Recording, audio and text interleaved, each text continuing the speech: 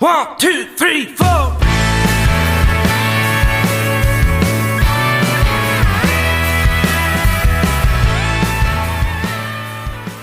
Welcome back to Country and Cold Cans. As always, I'm Logan, sitting here with Andy and Kyle.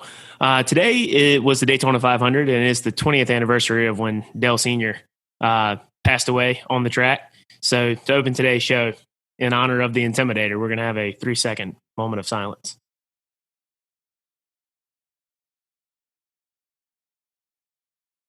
Raise hell, praise Dale. Raise hell, praise Dale. Because as our a friend of the show, Sonny Ledford, said in one of his songs, hell no, I don't watch racing no more. It ain't the same since we lost Senior. All right. Moving on into today is our special Valentine's Day episode of Country and Cold Cans. And we're going to open up with our thoughts on the holiday. I'll kick things out because I have a remarkably consistent opinion for the last 10 years on this ridiculous fake holiday. I think that it was a holiday created by collusion of 3 different industries: the chocolate industry, the greeting card industry, and the floral business. They all created this holiday because my opinion is, my humble opinion here on Country and Cold Cans, is that if you really care about someone, you should do things and be thoughtful throughout the year at random, not because society tells you that you should buy things in heart shapes and get candy and flowers. It is utterly ridiculous. But that's just me. I know Kyle can't really say anything because he's engaged. Yeah, I got Bailey some flowers, you know. Did the old song and dance that you have to. Yeah, you know, for 5 years now, I'm not stupid enough to fall for that. We don't have to do Valentine's Day this year. I'm not falling for it. So what'd y'all do? Oh, well, she has to work all weekend, but still got flowers. I know the one time I don't, my ass is in hot water. So yeah. Andy, did you get anything for your truck? No, I'm going to do that tomorrow. What are you going to do? I'm going to get some new lights. Oh, okay. You're not going to grease up the exhaust pipe or anything? He's going to get some new headlights for his baby. Greasing an exhaust pipe creates fires. That's a bad idea. Andy said, I've been rolling down the highway, Jake breaking. Pretty much. Oh, man. Like I said, okay, perfect segue because of the ridiculous Valentine's Day holiday into we had a new song by Austin Meade drop on Friday, kind of new song, I should say, because a year ago, he released on Valentine's Day weekend the music video and the single Happier Alone, which was a really good song. I really dug it back then. But then it was announced on Twitter, we saw some rumors that him and Koe had been collaborating. And what they did was they remixed Happier Alone and they added a new second verse with Koe singing on it, redid parts of the music video, had Koe in it, and dropped on Friday. And I tell you, man, I think it is an absolute banger of a song. It's really diving into that Texas rock kind of sound from this generation of Texas performers that we've talked about here ad nauseum on this show that I really dig it. The music video is hilarious too. Have you guys watched it? Yeah. Yeah. So Kyle, since you haven't watched it, Koe's it's set in a Valentine's Day weekend in a skating rink, and Koe is the janitor, and he's plunging the toilet from some shit, and then he walks by a guy sitting there with his pants around his ankles, peeing in a urinal, and then he sings his verse, and then it shows him back in the back of the skating rink, sitting in a life-size skate, and he's just moving back and forth like this. Austin Meade walks in as the boss and's like, what are you doing? Why are you in a skate? And why is there shit in the toilet? And then it's like he pulls his guitarist out of the way who was smelling a skate, and Koe goes, man, fuck those dudes. And then it goes getting to the chorus where he says, I could be happier alone. Like, it's hilarious music video. Yeah, I'm watching it now. It is, to say the least, a sight for sore eyes. Yeah. Do you guys have any thoughts on this song? What do you think about the concept of them like changing the second verse and like remixing it? I don't know that I've seen anybody in like country or the Texas scene do that before. Haven't. I know that we all know that, not necessarily in the music specifically, but we all know that like Koe, and I don't want to speak for Austin Meade because I don't know this, but I know that Koe is like influenced a lot by like hip hop, which is more common in hip hop, doing remixes and adding people on. And I thought it was kind of a cool thing to see those guys collaborate like that, because I think Koe's second verse on this song was better than the second verse on the original, personally.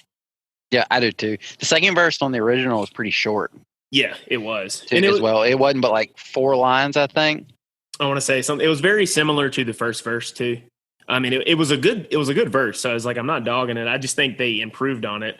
And then it was smart for Austin Meade to bring in, Koe's hit it big right now, especially for a Texas artist. So it gets him some extra spins on Spotify and Apple Music, extra publicity, collaborating with Koe. But the second verse that they added, I think is really, really good because especially the part where he's just like, it's like Koe, the person that Koe's playing in the song is talking to his significant other, and he's like, talk about how she never asked why he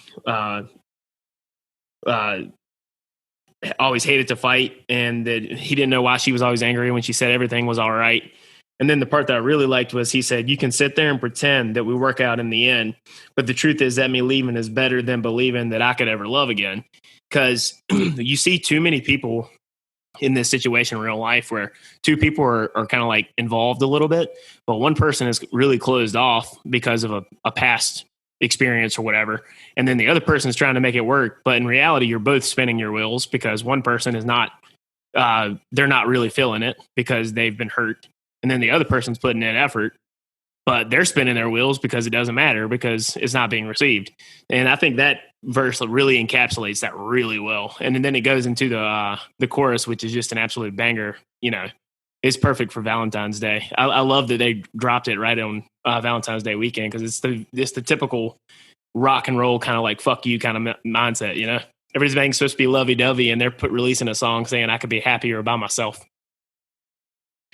I thought they did really good too. Like together, like Koe's voice, like they sing in very like similar styles, I guess, and like it really meshes very well for them two to do something together. Oh, 100%. Especially on that song. Yeah, and I think that Austin Meade's last record, we covered a little bit on the website back when it released. Waves is what it was called. It was really good, but I think he's leaning a little bit more into that rock sound, like Koe has done, and you got like Geo and the Guns and people like that. So I'm excited. His new record drops February 21st, I believe. So I'm excited to hear his new stuff. So definitely be on the lookout for Austin Meade's new record. Yeah, you did a really good job breaking it down. I don't really have much more to say on it. It's when you first told me to listen to it, it's a lot more rock than I was expecting, which is a good thing. Yeah. I really like it.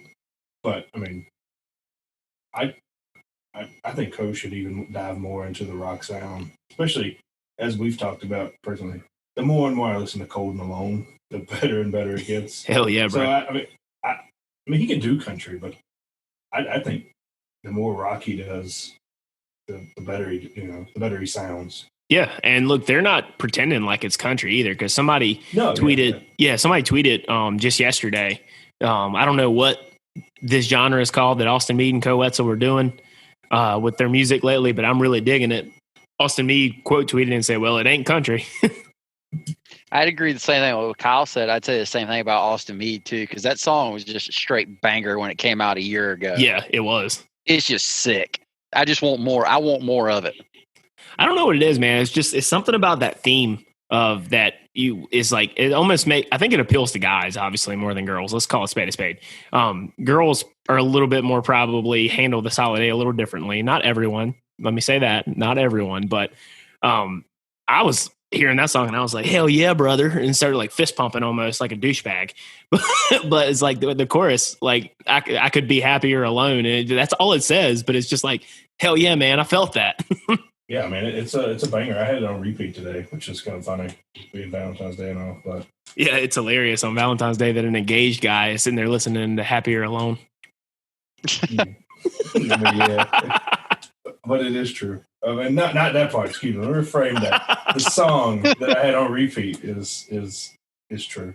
Yeah. Just in case by off chance Bailey listens to this, Bailey, he did not mean that he wants to be alone. He just meant that he was listening to the song. Yeah, she doesn't listen to us. Yeah, I know she didn't because Bailey. So like on my other podcast, Miserable and Reckless, check it out on Spotify and Apple Podcast and Amazon and all that. My older brother is one of my co-hosts, and he talks about how his wife Jenny does not listen to any episodes of Miserable and Reckless because Jenny says, I already hear y'all bitch and complain enough in real life. I don't need to listen to it for an hour on a podcast. Yeah, Bailey thinks it sounds like something we talk about wherever we hang out. She's like, it's probably the exact same thing, and I hear that enough. She's not really wrong. We just probably clean it up a little bit, and we don't use as many curse words. That's probably accurate. Yeah, that's absolutely accurate. Yeah. Bailey doesn't more organized. It's a little more organized. She doesn't get the jokes because we're just saying, I need my wiki. I'm a wiki. Man. I told you about Moonshiners, didn't I? Yeah. Oh yeah, phenomenal. Oh man, but yeah, this is a good song. Definitely go play it. Check out the music video if you haven't, because it's hilarious. I think they did a really good job, and I say good on you, Austin Meade. Good on you, Koe Wetzel, for dropping this on Valentine's Day weekend and giving a big middle finger to this ridiculous holiday and everybody that celebrates it. Ooh, spicy looking. Yeah, but all right. So next segue into our B block, if you will, on Country and Cold Cans. We're doing a little Koe Wetzel thing. I kind of want to get your guys. I got like 7 or 8 tweets that I found from Koe Wetzel, because anyone that doesn't follow Koe Wetzel on Twitter absolutely should, because he posts the most ridiculous, nonsensical things, and it is hilarious to read. I don't know what half of it means. I don't think sometimes he does, and sometimes he admits that. But I wanted to see if your guys' reaction to this. But today, Andy, this one you're going to laugh at, I think, because it reminded me of something I said to somebody at Sheetz back in college one time when those people were stoned out of their mind, and I just got to talking to them, and I started confusing them. Koe Wetzel tweeted this morning at 8:02 a.m. Valentine's Day is kind of like Halloween, but not really. It's exactly like something I said to those potheads that we ran into at Sheetz. They were so confused. It's exactly like ice cream, but not really.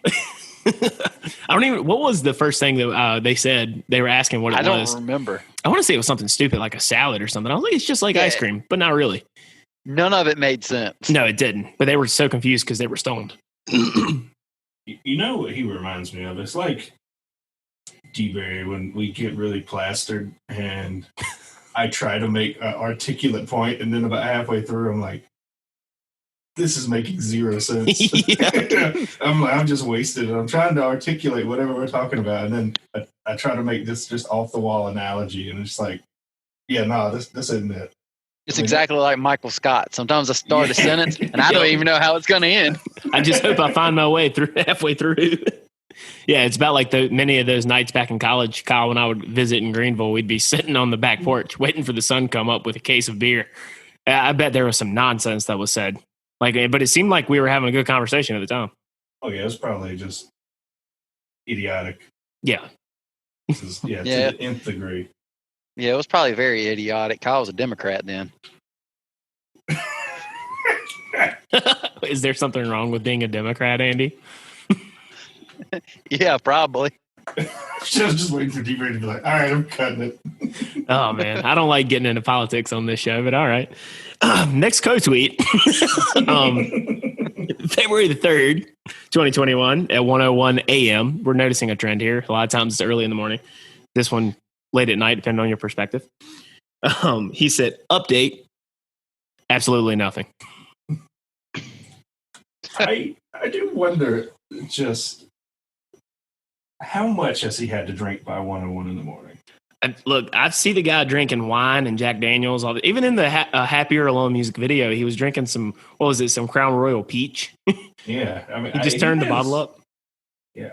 I would have never picked him to drink that, but part of me thinks like, in not a bad way, he has like the frat guy persona where he'll just drink anything. Yeah. And he does.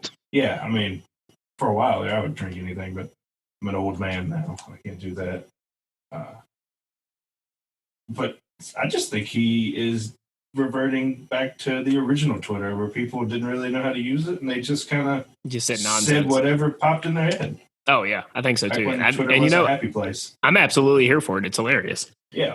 A funny thing, too, somebody responded to that tweet. The very first tweet respondent was a guy named Billy Bob Chapin. Chapin, sorry if I mispronounced your name. He said, Koe, me and my roommates are drinking. Come over and drink with us. Oh, it'd have been badass if he was like If he actually showed up. Yeah, it would be all. It'd be Yeah, it would. All right.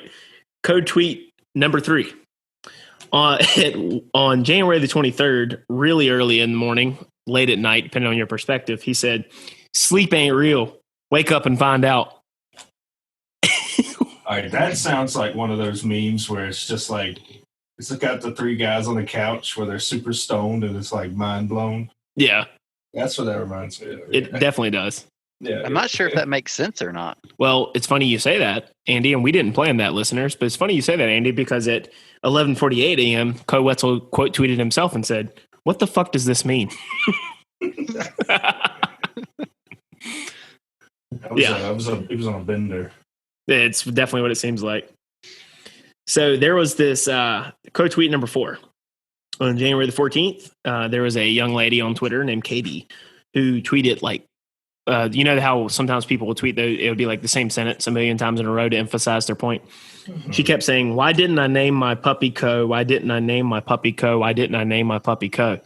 Koe quote tweeted her and said, just be like, what up, Koe? He's a puppy. He'll understand. I mean, if it's still a puppy, yeah, you could, yeah, he's on something there. Yeah, I mean, look, he's not wrong. He's not wrong. All right, Koe tweet number 5. January the 12th at midnight, he said, I spent 2 days in jail this one time, and when I got out, all I wanted was a cheeseburger. Ended up with a fillet of fish, and I'm still pissed about that fillet of fish. Something tells me that's probably a true story. That's what I'm thinking too, actually. I'm trying to figure out where in the world he goes to get a fillet of fish. It sounds like McDonald's to me. Oh, Mickey D's. Oof. Yeah. Well, he's still pissed about that fillet of fish. Yeah, they're not that bad. He went to McDonald's, understand why. So, Koe tweet, I forgot what number we're on, but the next Koe tweet, December the 30th at 2:03 a.m., he said, sneezing is the 8th wonder of the world. I would concur with that. Could sneeze. And the 2, Lord have mercy. I don't even know why I'm going to say this, but I am. The 2 responses underneath this, there's a guy named Cam that said, it's lit though. And then the next one was a young lady named Heather who said, the fastest orgasm you ever did have. She's thirsty.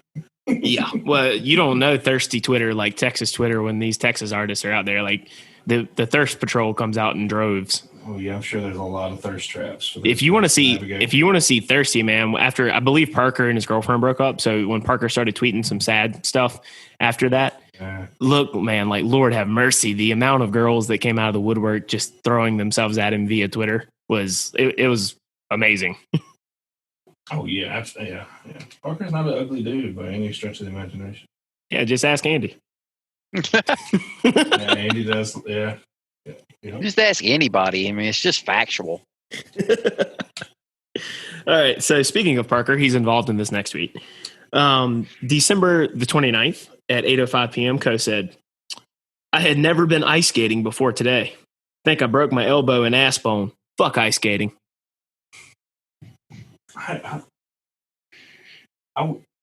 That's worthy of YouTube, honestly, or like a GIF. What do you mean? Just to watch Koe ice skate. Oh, yeah.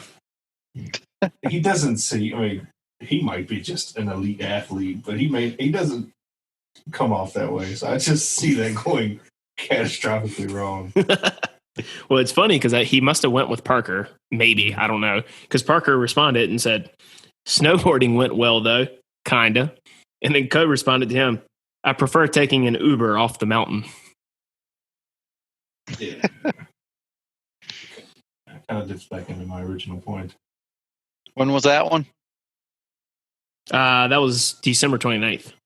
Of this last year? Yeah. All right. I was going to say that if it was a couple years ago, that could have been Steamboat. Could have been. Well, we've got 3 more left. And this one, Koe Wetzel said, haven't had a natty light since LJT, Larry J. Taylor Fest. LJT 2012. Them hoes ain't terrible. He's not wrong. Nope. And then the first response was a guy named Copper Chief said, "Drink up, Playboy." Respectable, yes. Yeah. This one might be my favorite one that I've read. October 23rd, 4:51 a.m. Koe Wetzel tweeted, "Found a dip in my hunting bag. Shout out hunting bag." Hunting bag. that clutch find. It's like finding $20 in your pocket. Yeah. Shout out to the hunting bag. And I like how he uses hoe and LGT in the same sentence. Yeah. Isn't that the festival where the young lady did the particular luge off of someone's anatomy? Kyle, I think this was before your time on Country and Cold Cans. There was this video that went viral on Twitter where a girl did a dick luge. Was it an ice dick luge or an actual dick luge? An actual dick luge at LJT. Yeah, it was a mess on Twitter. You are correct, sir. It's questionable. I'm hoping she knew the man. I don't think she did. I don't know that for sure, but based on the comments, yeah. Yeah. I might have to search that video. I think this is the trashiest music. Probably. But, well, the last one we have in Koe Wetzel Tweets. I saved this one for last just for Andy because everybody knows that Andy is a Cowboys fan. And nerd. Koe said, he's a Cowboys fan as well. He said, "When we win the Super Bowl, y'all going to feel real silly. And if we don't, then it's because we just didn't win it." Only more Cowboy fans adopted that mindset. I know. If only. On this podcast, we're split 2 Redskins fan to 1 Cowboys fan. It's now the football team, D-Baby. The football team. I'm sorry. Forgot. The Washington football team, established 1932. Moving on into the C block. On that note, the main thing we had planned for today's Valentine's Day episode has nothing to do with that ridiculous holiday at all. It's something we had thought about a while back that we all find kind of interesting. We kind of wanted to talk about it here on the show, is the idea of a country protest song. Because country protest songs have been around for a long, long time, but they seem to be, in my opinion, getting worse as time goes on. And because while there's a lot to, I guess, for people to say and protest about modern mainstream country music, the protest songs themselves tend to be like really just as cliche and just as terrible as the songs they're lampooning. And so I kind of wanted to throw it around for a little bit and talk about what we think of protest songs, whether we like them or not. And then we'll talk about some of our favorites and some we hate. So what do you, country protest songs, how do you guys feel about it? It's not a total thing because, you've been protesting Valentine's Day since the start of this podcast. So this is true. It does tie in. There you go. Full circle, man. Full circle. I like that. Great opportunity for a segue back in the beginning of the show, D-Bear. I did. I'd like to go back and re-record that, but we always talk about how we're unfiltered. So yeah screw it. But I like how you pulled that full circle. I was protesting Valentine's Day, so now we're talking about protest songs. Yeah. I'm kind of following the same line as you. Most of the ones on my list are not new. They're old, 70s, or I think there might be 80. I think the trouble in a lot of modern things, protest songs, is they all sound the same. They all protest the same things that we always get really annoyed by, like what happened to trucks or whatever. I mean, generic things that really grind our gears on. What happened to trucks? Yeah, no, they're all eco trucks. I mean, I can see that protest song in a couple years, after we have some hybrids. We need to copyright that idea if it doesn't exist already. We'll make a T-shirt. What happened to trucks? That's good. That's going to be a national #1. Yeah, we should write our own song and sell it. We definitely should. What happened to trucks? Yeah, what happened to trucks and Daisy Dukes. There you go. There's our next protest song. Everybody's driving a Honda Ridgeline. Yep. And What happened to wearing trucks? full-length shorts. Yep. Now they're all fingertips like you'd wear in school. They're all fingertip shorts. Oh man, yeah. So I actually agree. Like my biggest issue with a lot of modern protest songs is they always want to name drop all the classic singers to give them country street cred. They want to name drop Merle, Hank, Waylon, Willie. It's always the same people. If they really want to seem like they know what they're talking about, they'll drop somebody like Paycheck, right? But the problem is they always want to talk about how a song doesn't have a story, and then they'll have a list of how bad the song is, but their song doesn't have a story. So it's kind of, it's ridiculous. And then it'll be like pop sounding or really heavy rock sounding while it's protesting how country doesn't sound country anymore. I mean, what? Like, no, it doesn't make any sense. Like, if you're going to do a country protest song, do it along the lines of one of the more recent ones that I actually thought was really good was from the Hold My Beer record by Wade Bowen and Randy Rogers. The song Standards. Like, that's a modern one that did it well. Because, like I said, the whole hook to the song in the chorus was, I don't have hits, I have standards. And, as anybody knows in music, standard is like a term for a song that is like held in high regard that everybody plays throughout the decades. It's like a standard of a staple of the genre, so to speak. So it's a little bit of a double entendre. It's like, I don't have hits because I have standards.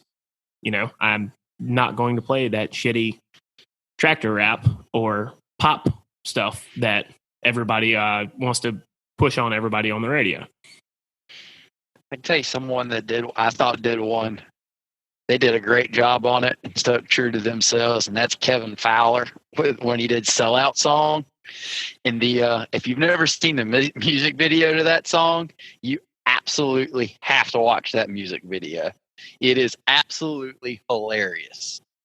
And almost, as everybody knows, a lot of Kevin Fowler stuff is pretty funny to begin with. Yeah, like his song "Hell Yeah, I Like Beer." Yeah, I mean, it's a true to fashion Kevin Fowler song, so it's ridiculous, but that's most of his stuff. Yeah. It is Kevin Fowler. Oh yeah, 100%. Andy, what's one that I highly recommend that video. So is that your first pick? Yeah, we'll go with that. And another one I really like too is I really like Fence Post by Aaron Watson. Yeah, mostly protest in Nashville. I guess it's not necessarily the country music scene, but it's Nashville, and I like how it's basically Nashville's synonymous with country. Yeah, but it's more of how it is. You can still make it in Texas without having to sell out. Basically, same thing. Yeah, it's the underdog story. Yeah. What about you, Kyle? Well, Andy just took two off my board. The one that I think I went to start with, the oldest one I have is the Willie Nelson Write Your Own Songs, which is pretty generic. But that one just came up because Future and Violin, I was at the house today. We were doing a little work fixing it up. He loves some Waylon Jennings and Willie Nelson radio on my Alexa. And that song was on the queue. I was like, damn, I need to write this one down before I forget about it. And I think we pull up the lyrics because I have a couple parts of that song. Kyle just took one off my list. Yeah, I think we're going to have some overlap. All right, so when he says, we write what we live and we live what we write, is that wrong? I can't read. If you think it is Mr. Music Executive, why don't you write your own songs? And I think that's a shot straight in the arm to whoever or whatever he's talking to. So I'm trying to figure out the best way to articulate this, but I don't know if I don't even know how old Nashville is comparative. I don't know if was Nashville the center of country music in the early 80s? I mean, it's Music Row. I mean, Music Row has always pretty much been the heart of commercial country, at least as far back as that decade. Yeah. Okay. So, that was just the first one on my my list. You know, and also he has a verse in there, "Mr. Purified Country," Yeah. which I thought was pretty funny listening to it. Because I actually had to listen to it a few times to actually understand what Willie says sometimes. It's a grower, not a shower. Yeah. Well, I mean, my main trouble with a lot of Willie songs is half times I don't even know what he's saying. Yeah. And then I didn't have to listen to it. I'm like, oh, okay, that's what he said. Okay. I wanted to know Logan's opinion on that song because he did that song with Waylon Jennings, a song called "Write Your Own Songs," and a man named Waylon Jennings wrote, I think, a total of 26 songs in his whole career. Yeah, Waylon was never one that wrote a bunch. But he's doing a song called "Write Your Own Song." Yeah. Yeah, I mean, he doesn't write most of his own songs. Yeah, it's funny. It's funny you bring that up though, because one that I think I know Andy knows. Kyle, you probably have heard it. Is a Waylon Jennings song called "Are You Sure Hank Done It This Way?" He did write that song. He did write that song. He did write that song. That's a good segue into that one. Like, I think that's a good example of a protest song because. And Logan took one off my list. Give me your talking points on it then. That was about my whole. I didn't have a whole lot of talking points on this because I know you know more of the history about this than I do, and I know that's where you're going to get. I know because you've told me about this before, and I was hoping you were going to have this on your list because I don't remember what you said before. Well, I mean, in short, Waylon wrote it. The story is in the song, so listen to the song. It's about when you get there, they try to tell you what to do, and he's sitting there saying, are you sure Hank done it this way? Because it's more just a song about being true to yourself as an artist and not letting the suits at the record label control you, kind of thing. Do it your own way, similar to how Willie was singing about in that song Kyle brought up, that he left Nashville and went back to Austin, and that's when his career really started he had been writing a lot of good songs, but I mean his career really started to take off when he went back to Texas. Now I'm trying to think off the top of my head, isn't the song you were just referring to, "You Sure Hank Would Have Done It That Way"? Isn't there an Eric Church song that's also a spinoff of that? Like, yeah, so sure Waylon would have done it that way. A lot of boot left to feel. That's it. Yep, I couldn't think of the name. Yeah, because that song very goes rocky. Yeah, it's song. very rock. That song, he goes, "Are you sure Waylon would have done it this way?" He goes, and then he said, "If he was here, he'd say, Hoss, neither did Hank." Yeah, that's right. Yeah, I think of that chorus. Yeah. Unrelated, but just popped in my head. Yeah, I mean, it's a similar vein to what we're talking about here. The Eric Church did do that with a lot of boot left to fill because, I want to say that came around the time that he got kicked off of Rascal Flatts tour for playing too long and too loud. Because, when you're on those big tours, there's a time allotment where you're allowed to stand and how loud your music's allowed to be for the openers. And Eric Church didn't abide by the rules, got kicked out, and he got replaced by Taylor Swift, and Taylor Swift took off from there. So it's funny. Somehow that fits very well. Yeah. Funny story about that, though, is like after Taylor had her first gold or platinum record, she wrote Eric a thank you note about that because she really did get her one of her first big opportunities because Eric Church got kicked off the tour. Yeah, things work. I'd say they both ended up all right. So. Yeah.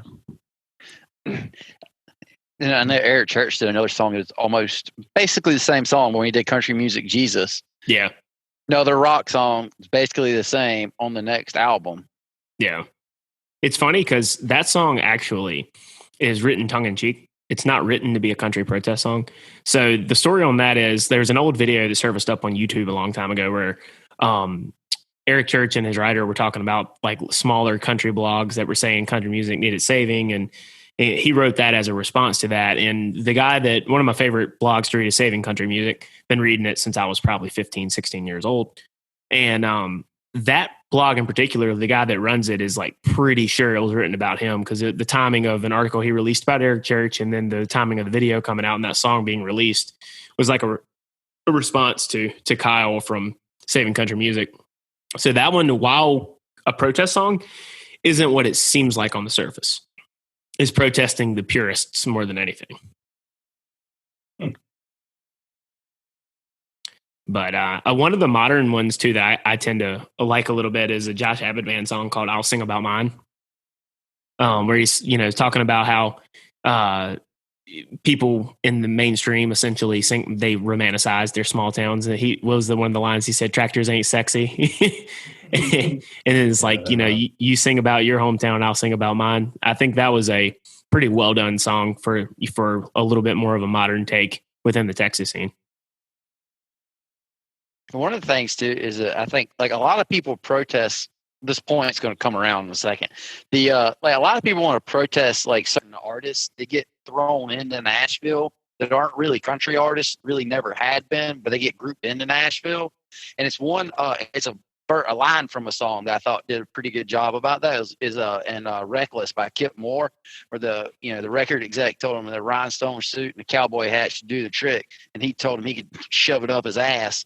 And then Kip Moore basically has not done anything country ever, even though he gets looped into Nashville and he's not a country artist.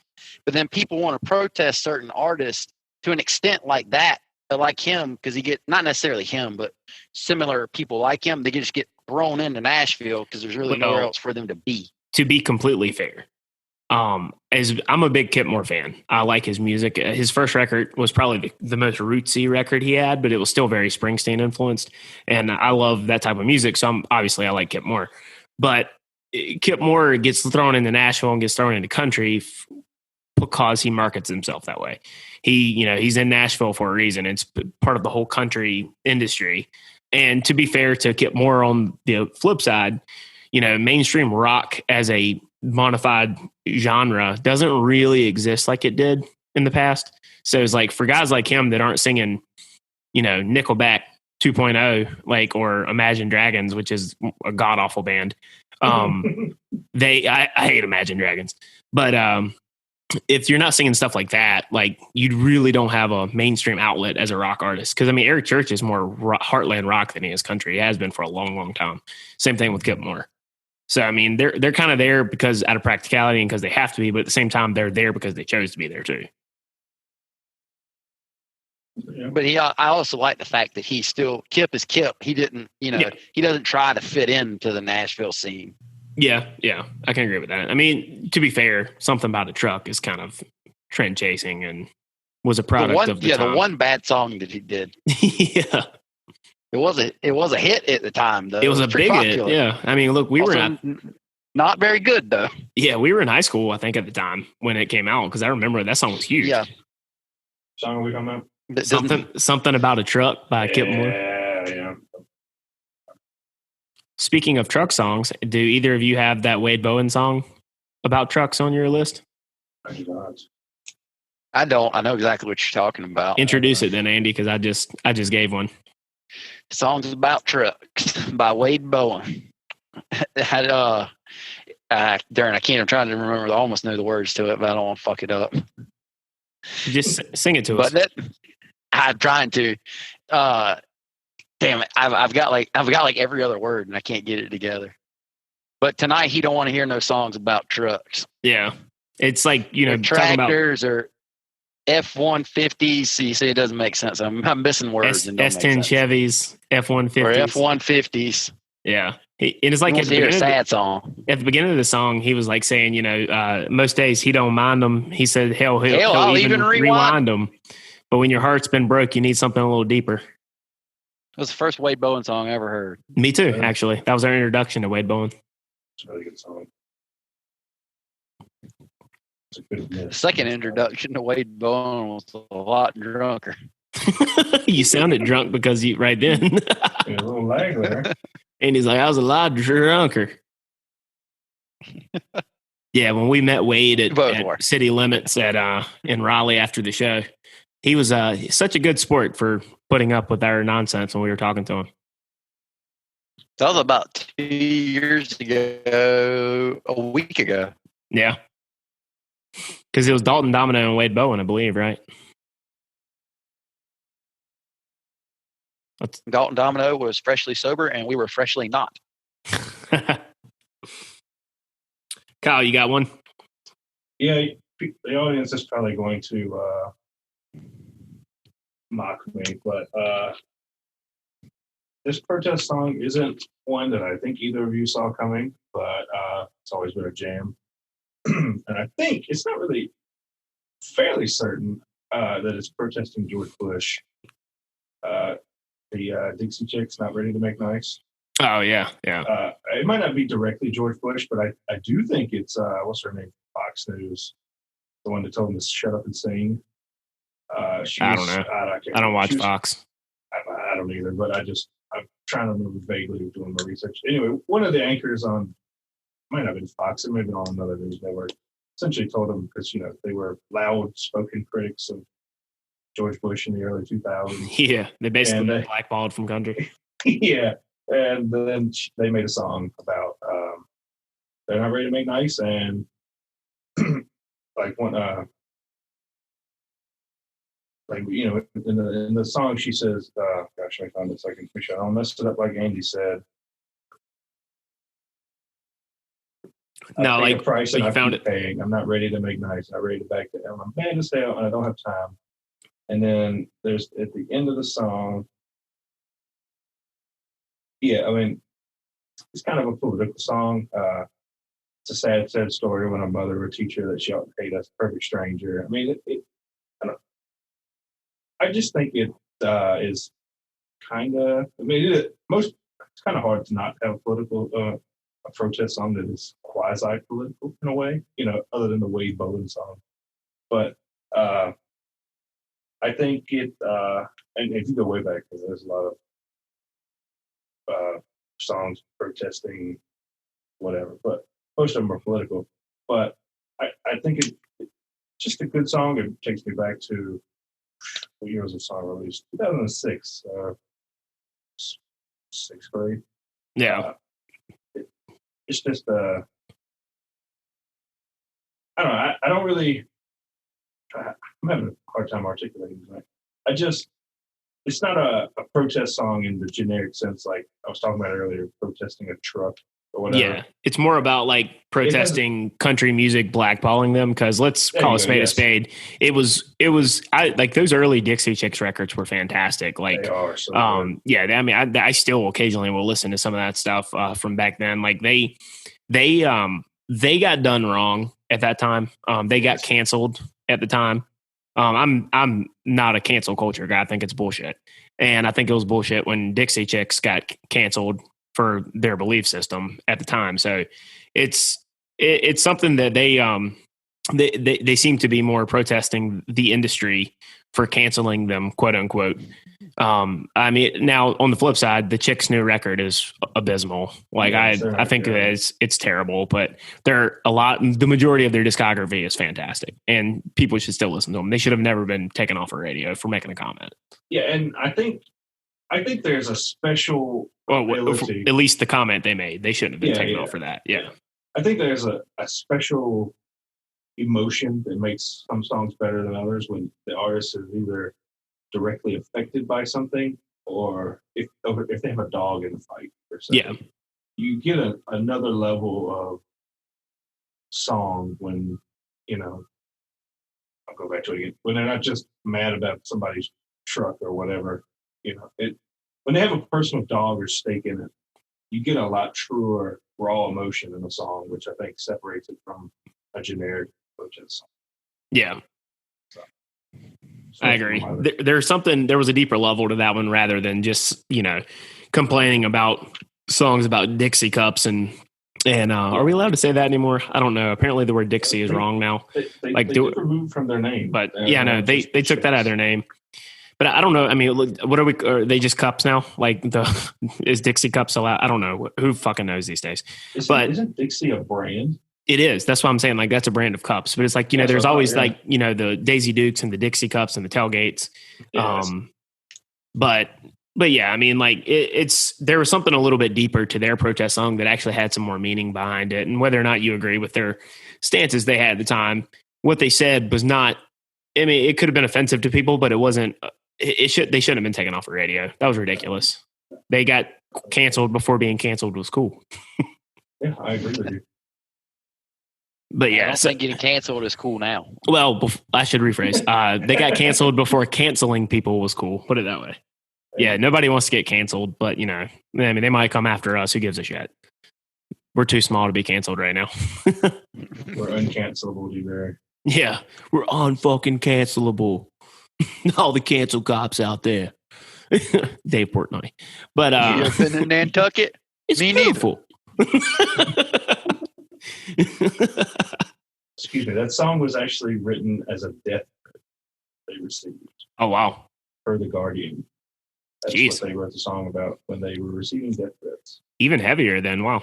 Yeah, Hats off to the Dixie Chicks for that one, because that is a good song. Yes. So yeah, like one that I think is the quintessential protest song. And I will die on this hill. It was released in 1999. I think it was. I'm probably going to butcher this guy's name. But it was written by Larry Cordell, and it was released in '99 by Alan Jackson and George Strait, called "Murder on Music Row." Yeah. And it's lamenting the idea of where country music was at the time, and God knows this was in much worse shape on the radio than it was in 1999. But they were lamenting where country music what it had become in the commercial sense, and how the hook to the song saying there's been an awful murder down on Music Row, and how the true spirit of the genre and what the genre once was has been destroyed. And I think that's a fantastic song. There was another version released in around 2008 maybe but it was only available on a Cracker Barrel release, but it was done by Dierks Bentley and George Jones. That was a solid version too, but the original version released to radio, I think it was played at the CMAs too, is when they debuted it, was George Strait and Alan Jackson, "Murder on Music Row." You can't get much more Southern than having a song only available exclusively at Cracker Barrel. Yeah, on a Cracker Barrel record. Be like, hell yeah, brother, you can't get more Southern than that. As an aside, you made me think of this, Andy. Somebody tweeted the other day at BJ Barham and said, I dare you to find me a more Southern line than on when the dogwood, for the dogwood blooms, where he said, I got to get to getting for the getting's good, or while the getting's good. Like, that's such a Southern saying to say. Yeah, but I haven't heard that in a while. No, Yeah. that's the most underrated song on their new record. All the attention got thrown to the more political stuff he did, which is, that's BJ. That's part of the package. When you subscribe to be an American Aquarium fan, that comes with it. If you don't like it, you don't like it. I mean, BJ doesn't give a shit. But all the attention got put on those because of the very divisive nature of people on the left and people on the right now politically. We're getting inundated with politics on, all of our different mediums now. So everybody is obviously more polarized as a result. And so those got more attention. But I argue that Before the Dogwood Blooms is probably the most underrated song on that record. Starts With You is pretty underrated. The song is that's a good one too. Banger. It's a banger, yeah. As the kids say. That's a really good song for especially for BJ too, because it fits his previous songs, as it mentions in the song, sort of as well. Yeah, I agree. If that made sense. Andy, you got another one? Protest songs. Yeah, I got one that I think is pretty bad. It's Can I Get an Outlaw by Luke Combs. The writing for that song is not good. No. Not good. It sounds pretty good though. I kind of like the rock song version. Wait, hard rock song. Are you talking about the Luke Combs version or the Upchurch version? The Luke Combs version, which I believe is the original. Upchurch he's an idiot. Complete idiot. Yeah. Yeah. I don't know why Luke Combs ever collaborated with that guy. He's a goon. Yeah. He's popular on the internet. Well, that says a lot. But there's a lot, Andy. There's a lot of things popular on the internet that shouldn't be popular. Yeah, absolutely. And I'm glad you said that, because I was actually really, really scared you were going to take my last one. Because that was the last one I had. Me and you are such big Alan Jackson fans, and I was really hoping you were still my last one. My last one is 3 Minute Positive, Not Too Country by Alan Jackson. Oh, yeah. That's a fantastic pick. Yeah. It's probably my favorite one of the song one. I think the song's a little tongue-in-cheek. Actually, I'm fairly positive it is tongue-in-cheek. It kind of hits that, like, you're trying to make a really edgy point, but you don't want to offend anybody, so you're trying to toe the middle with that. Well, it's kind of sounding edgy. It's a 3-minute song about how much I love her and how wonderful we get along, but not really. Like there's one line. Yeah, here it is. It's a little bit edgy, but softer than spaghetti. Weak yet redundantly strong. It's a 3-minute positively not too country up tempo love song. I mean, it's funny. I mean, and I think it kind of pokes fun at mainly songs that don't really have a. They try to make a point, but they try to appease everyone. See, I don't even think they try to make a point. I think you're being nice. Let's just rip them a new asshole. They Okay. suck. Those songs suck. They're made basically in a lab for ear pleasing ear candy to get stuck in your head with the melody and the snap tracks and everything. It's bullshit. Anyways. Yeah, I mean, and it's becoming more and more apparent where like people are really I know maybe they're trying to do it for the better good. Maybe I don't know. But you get to the point now where like someone's always upset about something. Yeah. So there's no, I mean, you could say the sky is blue and there's some nut out there it'll offend. I mean, yeah. Whether or not they're genuine or not. I mean, yeah. There's a lot of faux outrage these days about anything. Like anybody that acts like they get pissed off about everything that goes on right now and they seem so distraught. I call BS on that. I don't think everybody pissed off that you would say that. Yeah, exactly. That's a good example right there. Andy's pissed that I would say that a lot of people's outrage is fake. So and, I mean, the song.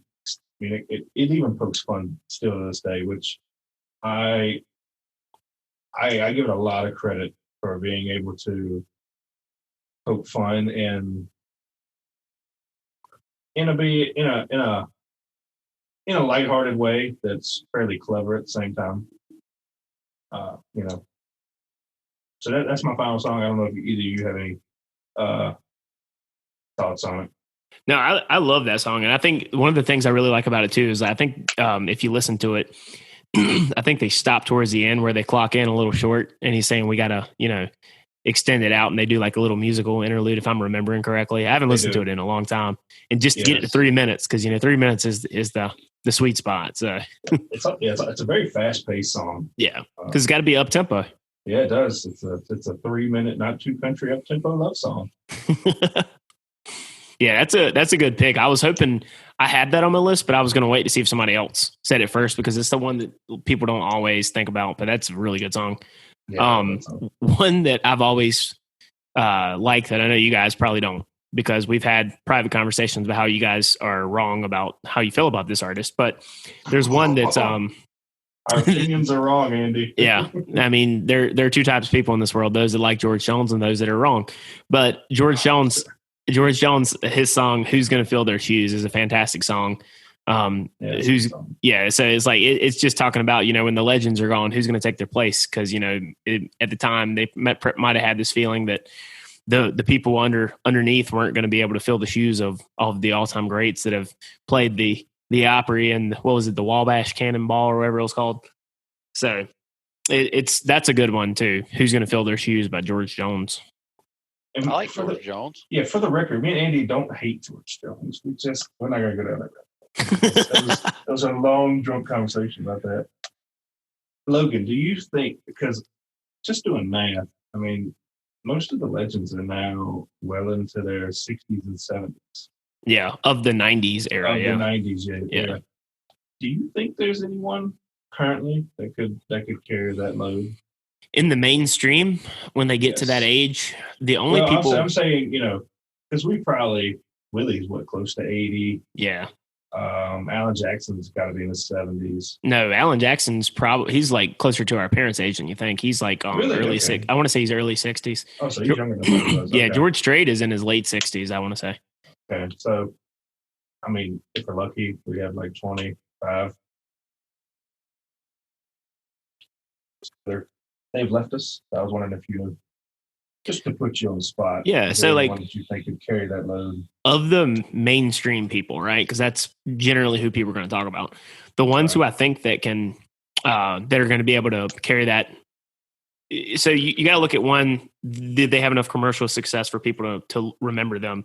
Also, did they have enough good songs for people for it to continue on? And also, do they actually know the genre and the history of the genre for it to go on? I think of the newer guys, and some of these guys really aren't new anymore, but they're just younger than the guys in their 60s and 70s. I would say that Dierks Bentley is definitely one that will continue on that thing, because Dierks Bentley has does he release some not great songs at times, of course, but most people do. But Dierks Bentley has a back catalog that still holds up. First three records, go back and listen to them. I will die on the hill that Dierks Bentley's first three records are fantastic. But he also is a guy that that has a tremendous respect for the genre, tremendous understanding of the history of the genre. Like, I mean, I could see him being someone to carry that on when he gets a lot older, because he's only in his 30s now. But I could see John Party being that same guy. Yeah. He knows the genre a lot. He's on pace to have a really good career. Eric Church is another one, even though he's a little more rock. I could see him hanging around in that kind of elder statesman kind of role in Nashville, because Eric Church, he's matured with his music. Like I said on Miserable and Reckless just this week when we're talking about this, Eric Church, if you listen to his music when he was younger and now, he's a lot more mature with his subject matter now. He's not approaching his late 40s, early 50s, singing about Daisy Dukes on a tailgate, Keith Urban. But I mean, those are three guys that really stick out. And then also I would say Miranda Lambert's another one from the female side of country music. She's definitely one that understands the history of the genre. She knows a lot of the old music, and she also has had a great career where she straddled the line between commercial and artist pretty well. A guy who I think actually has the ability to, and I'm probably might catch heat for saying this, but if you have a conversation with this guy, he's like a country encyclopedia when he's not being kind of an asshat on TV, is Blake Shelton. Blake Shelton knows country music. Blake Shelton knows the history. He knows the old songs. It's unfortunate. I mean, we always talk about he's one of the most disappointing people as a career from an artistic perspective, because he was capable of a lot more than what he did. But he made his money. I can't necessarily say I blame him completely, but he's a guy that could theoretically fill in that role in some ways. It's just his discography isn't going to be as respected as some of the other guys. Oh yeah, I don't disagree with anything you said. I can see Carrie Underwood too. Yeah. She's just too talented. And she's done, she did collaborations earlier in her career with Randy Travis. So, I mean, I could see that being a move for her later. Yeah. Okay. Nothing further from me. Yeah.